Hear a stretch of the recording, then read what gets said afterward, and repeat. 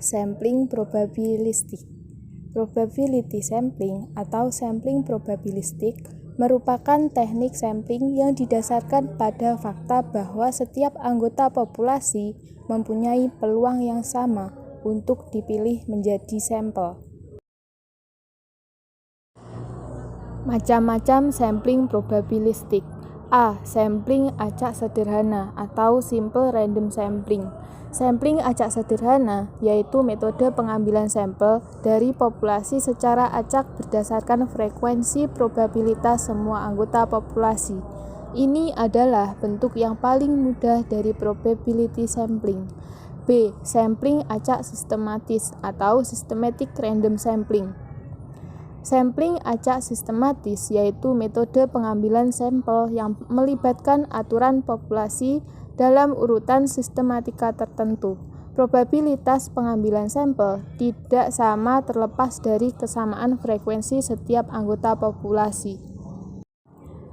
C. Sampling acak stratifikasi atau stratified random sampling. Sampling acak stratifikasi juga dikenal sebagai proportional random sampling. Ini adalah teknik pengambilan sampel probabilitas di mana subjek awal dikelompokkan ke dalam klasifikasi yang berbeda. Kemudian peneliti secara acak memilih daftar akhir subjek dari strata yang berbeda. D. Sampling rumpun atau cluster sampling. Sampling rumpun yaitu metode pengambilan sampel dengan membagi populasi ke dalam kelompok kewilayahan, kemudian memiliki wakil dari tiap-tiap kelompok. Pengambilan sampel cluster dapat dilakukan dengan cara-cara berikut. A. Cluster sampling 1 tahap. B. Cluster sampling 2 tahap. Langkah-langkah dalam pengambilan sampel dengan cluster sampling. Yang pertama, menentukan klaster-klasternya. Yang kedua, menentukan banyak klaster yang akan dijadikan sampel. Yang ketiga, memilih secara acak klaster sebanyak klaster. Yang keempat, semua anggota yang terdapat dalam klaster yang terpilih merupakan sampel studi atau penelitian atau evaluasi. E. Sampling bertahap atau multi-stage sampling. Sampling bertahap yaitu metode pengambilan sampel yang melibatkan kombinasi 2 atau lebih teknik pengambilan sampel yang disebutkan di atas. Hal ini dilakukan karena dalam sebagian besar penelitian yang dilakukan di lapangan atau di laboratorium tidak cocok untuk hanya menggunakan satu jenis sampel probabilitas. Proses memilih sampel random. Yang pertama, menentukan kerangka sampling. Kerangka sampling adalah daftar atau list yang berisi satuan-satuan sampling yang ada dalam sebuah populasi. Dalam daftar tersebut, setiap satuan sampling diberi nomor urut. Cara yang kedua, cara memilih sampel. Paling tidak ada 3 cara memilih sampel yang sering digunakan, yaitu dengan cara mengundi, menggunakan tabel angka random, dan memakai angka random yang ada dalam scientific calculator. Dari segi kepraktisan, akan sangat mudah jika menggunakan kalkulator. Dalam kalkulator, terdapat tombol yang bernotasi rantagar. Jika tombol tersebut dipijit, akan keluar angka perseribuan. Misalnya, ketika kita akan melakukan penelitian dengan jumlah populasi 500 sekolah, semua sekolah harus dimasukkan dalam kerangka sampling yang diberi nomor mulai dari 001, 002, dan seterusnya. Untuk menentukan sampel ke-1 yang harus dipijit tombol rantagar pada kalkulator, misalkan keluar angka 0,246, berarti sampel yang harus diambil pertama adalah yang bernomor urut 246. Pijit lagi tombol rantagar, misalkan keluar angka 0,135, berarti yang harus diambil sebagai sampel yang kedua adalah yang bernomor urut 135. Teknik sampling yang berikutnya adalah sampling non-probabilistik. Non-probability sampling adalah teknik pengambilan sampel yang tidak memberi peluang atau kesempatan sama bagi setiap unsur atau anggota populasi yang dipilih menjadi sampel. Macam-macam sampling non-probabilistik. A. Sampling insidental. Teknik sampling ini mengandalkan pada keberadaan subjek untuk dijadikan sampel, yaitu siapa saja yang secara kebetulan bertemu dengan peneliti dan dipandang cocok sebagai sumber data, maka subjek tersebut dijadikan sampel. B. Sampling purposive. Sampling purposive adalah teknik penentuan sampel berdasarkan pertimbangan peneliti atau evaluator tentang sampel mana yang paling bermanfaat dan representatif.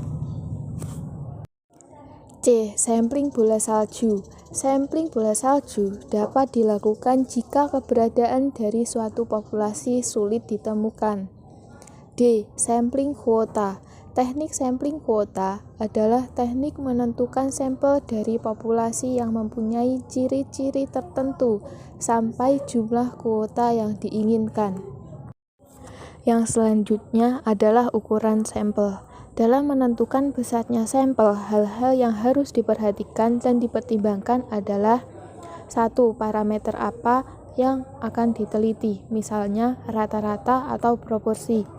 2. Besarnya populasi N atau banyaknya elemen populasi yang akan diambil sampelnya.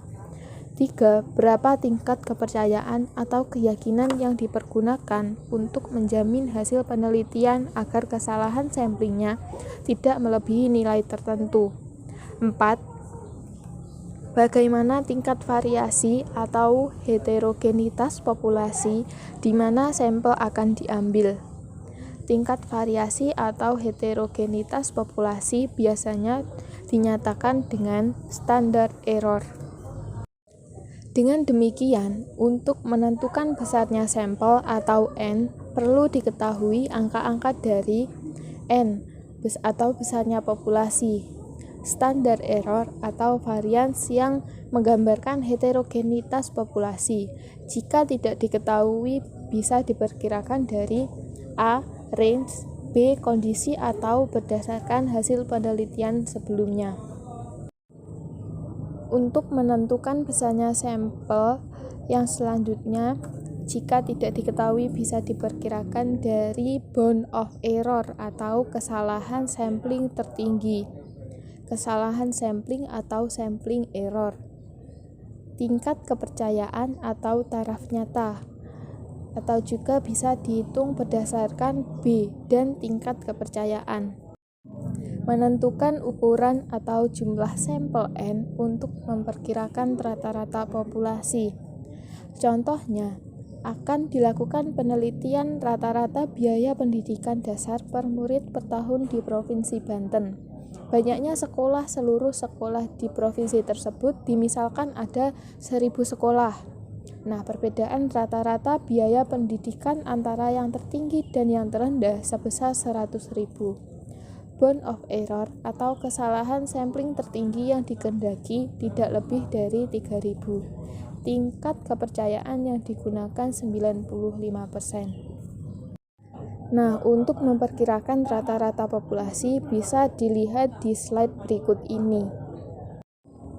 Yang selanjutnya adalah ukuran atau jumlah sampel N untuk memperkirakan proporsi atau persentase populasi. Contoh, akan diteliti berapa besar persentase sumber biaya pendidikan SD negeri yang berasal dari PAD di Kabupaten Bandung.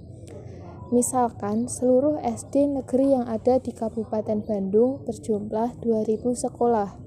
Bound of error atau kesalahan sampling tertinggi yang dikehendaki tidak lebih dari 5%. Tingkat kepercayaan yang digunakan yaitu 95%.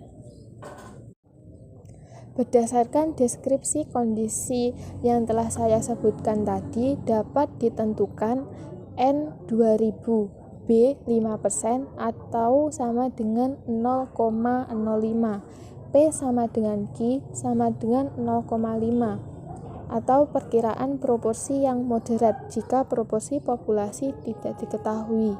Dan D sama dengan B kuadrat dibagi 4 dengan hasil 0,05 kuadrat dibagi 4 yaitu 0,000625.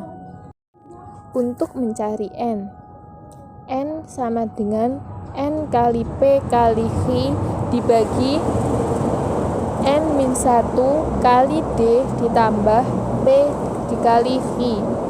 N sama dengan 2000 dikali 0,5 dikali 0,5 dibagi 2000 dikurangi 1 dikali 0,000625 ditambah 0,5 dikali 0,5. Hasilnya N sama dengan 333,56 dibulatkan menjadi 334.